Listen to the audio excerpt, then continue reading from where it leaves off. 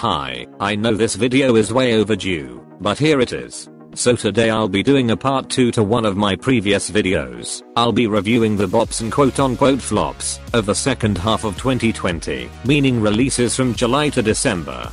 A quick disclaimer, just because I don't like a song doesn't make it a flop or a bad song, it just means I personally didn't like it. With that out of the way, let's start.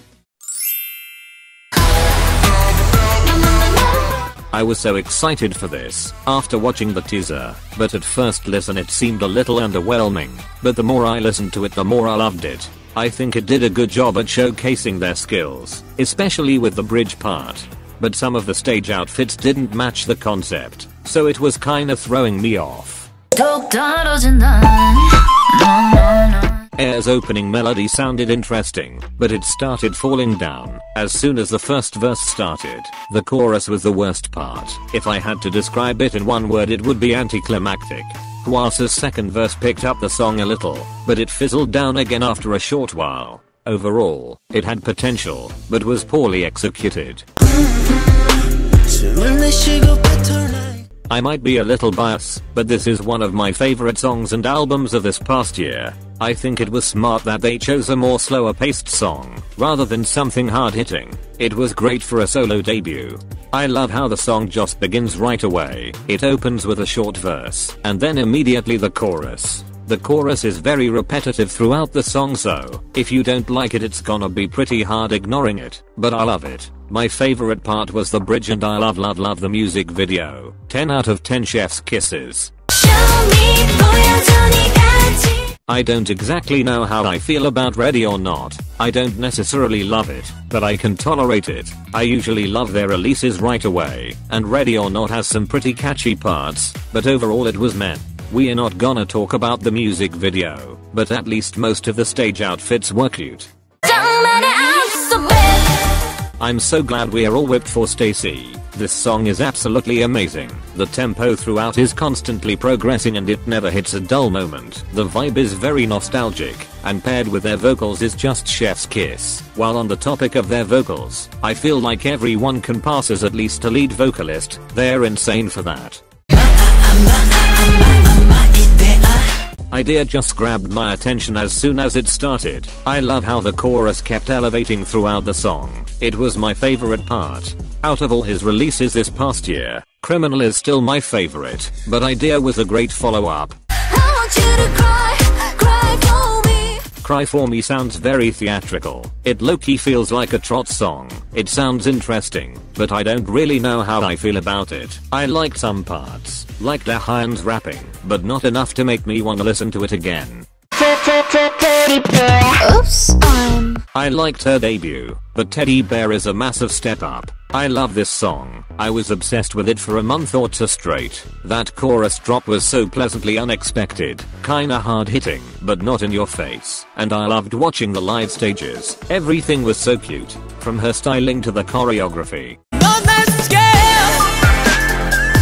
I wasn't even planning on listening to GOT7's releases, but for the sake of this video I did, and I ended up loving Breath. It sounds so whimsical and refreshing. It's a nice break from all the hard-hitting songs. I enjoyed their vocals, and I think this was a pre-release, but it can definitely pass as a title track. This is how we do it at Yogi, yeah. What you waiting for? This is the only song I ended up liking from all their recent releases. It has a catchy hook and a nice flow, but I don't know about the longevity of it. I was already pretty bored of it after a week, but it's still a good song.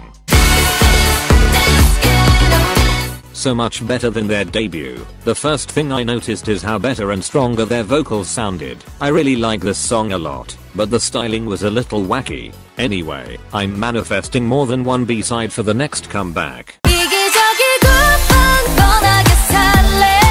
I'm so happy they are finally getting some recognition this era. I still prefer their debut song cause I think it had a stronger hook, but Bad Girl was great. It has that really addictive feel to it, especially in the chorus chant part which is both creepy and cute at the same time. Their choreographies are always so fun to watch. I was looking forward to every live stage. I don't like this song at all. I don't stand them, but I like their past releases, and I felt like they had something going with it, but this sounds so bland. Just very basic with a boring beat that stays the same throughout the song and leaves no room for progression. I would have never thought IZ*ONE would put out something as bland as Panorama. It sounds like the producers just scrapped something together and squeezed it into a comeback. I hate to say this, but it's a hard pass.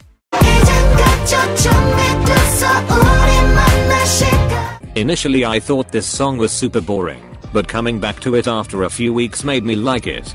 It's very 2000s, both the song and the music video. I feel like it could also pass as a Red Velvet B-side. It's very SM-like.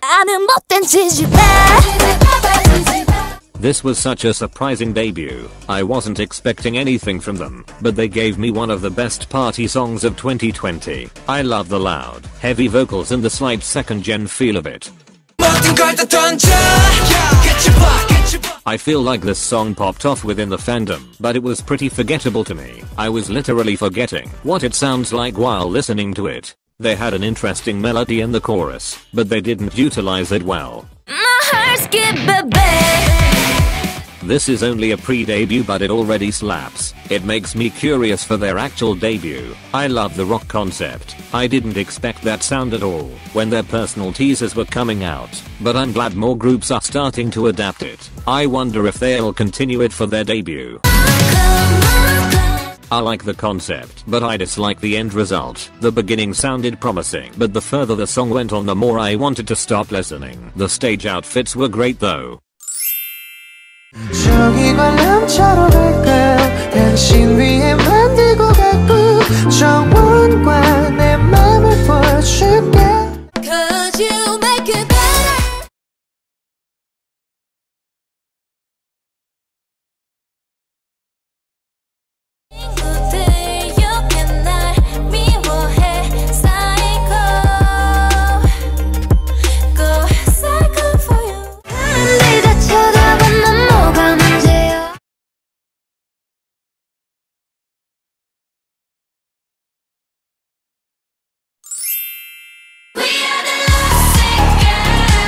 I adore this song. It sounds so nostalgic and the bridge is mwah.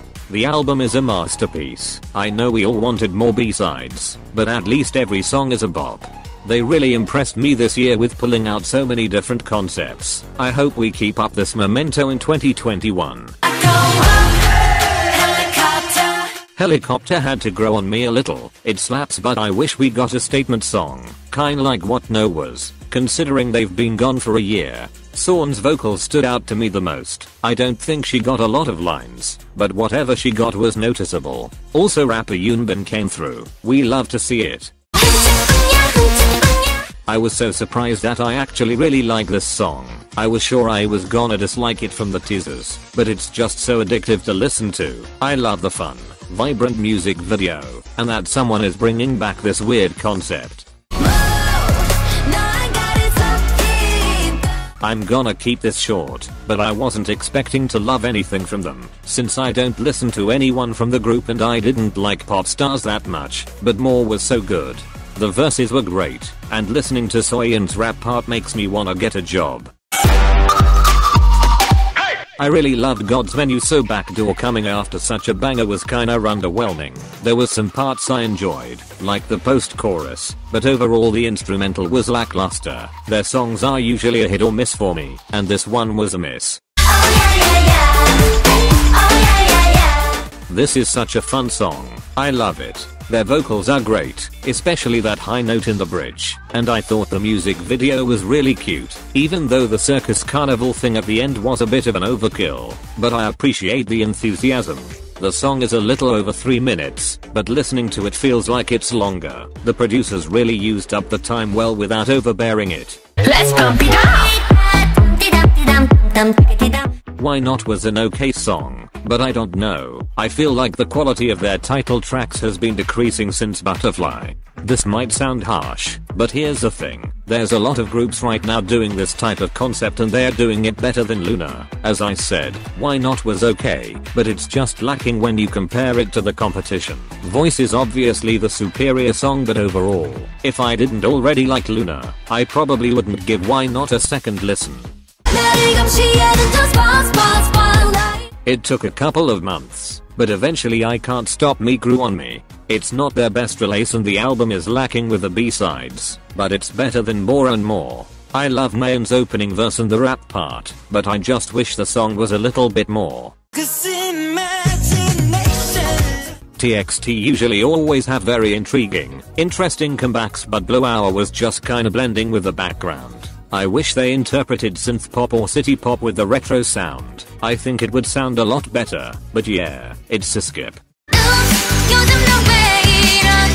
I think most people would agree that Tag Me was a stronger release, but Zigzag was good too. The overall melody is cute, and it suits their vocals, especially during the bridge part. That was a high quality bridge right there. I was so happy to see they continued doing creative choreographies. They really are the rookies of the year. Feel Good is a nice song, but it didn't manage to stand out from all the other releases at that time. It was too simple, so I can't really point out a favorite part, but I did really enjoy their B-side Weather. But all I got is bad idea. When I first heard this song I thought it was pretty basic, but over time I started liking it. Their vocals blend well, and I liked the choreography. My favorite part was probably the second verse. I didn't expect this sound from YG at all. It's such a cute laid back song, so basically everything YG is against. But yeah, I really liked it. The concept and the music video too. And her voice is very soothing.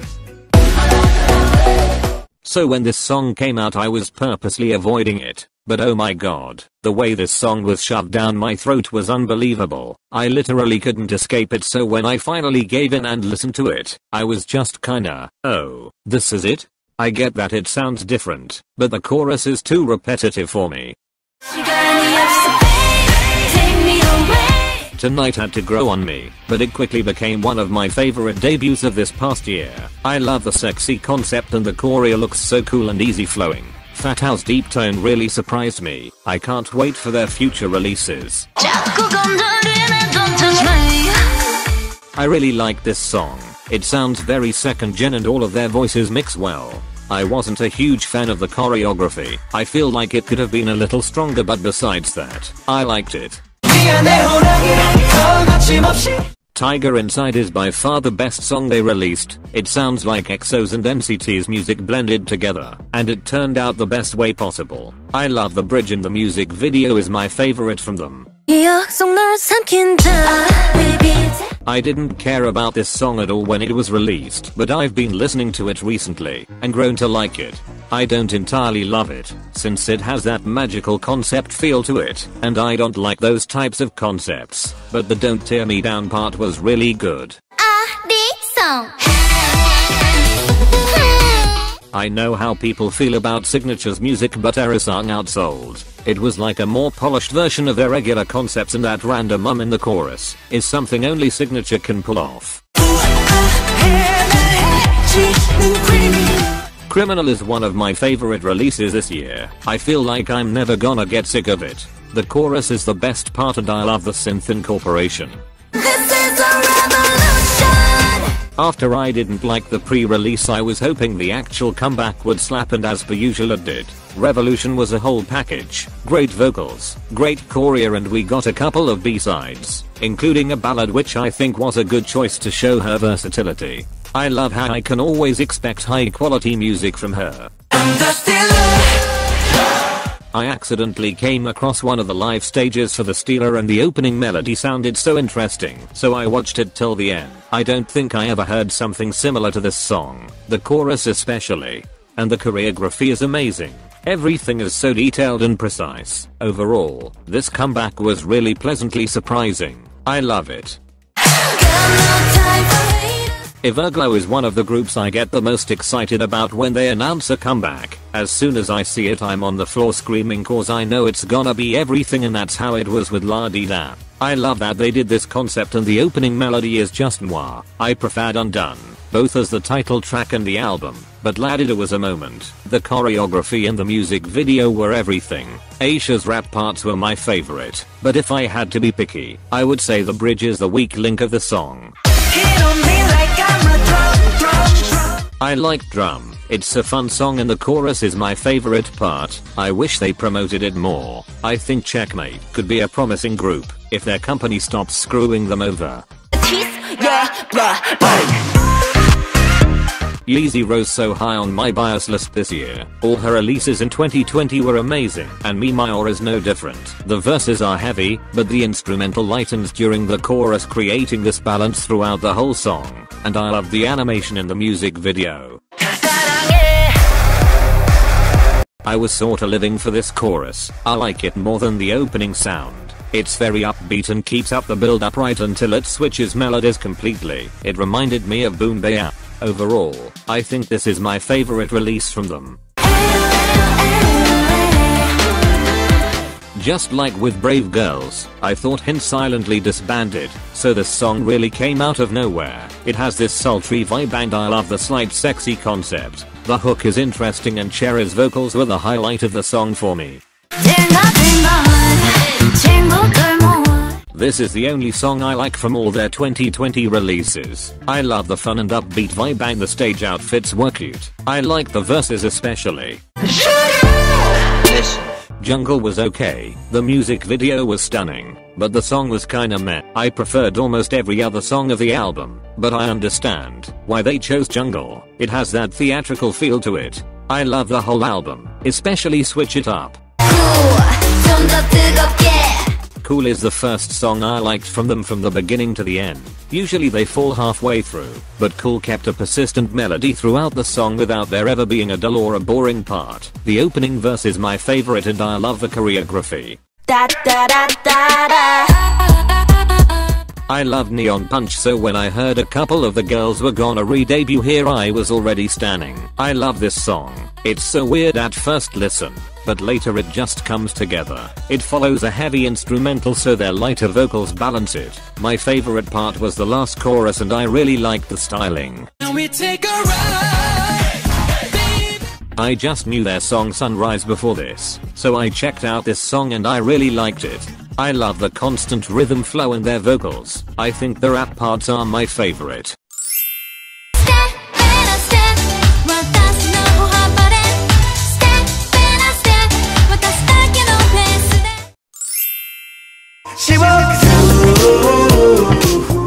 This is one of my favorite retro releases this past year.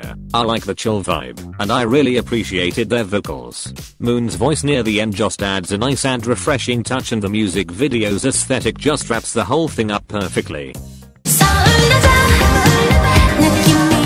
Listening to this song gives me major Sailor Moon vibes. Literally that's all I can think about. I love her vocals and my favorite part is the pre-chorus, but I love the overall melody. Just tell me what you waiting for. Out of her two title tracks I definitely prefer Birthday. It was so messy, but at least it had character. What You Waiting For on the other hand was just very plain and boring. The only part I liked was that beat drop after the bridge. I wish the song incorporated more of that playfulness. I wasn't feeling the choreography either, so it's a pass.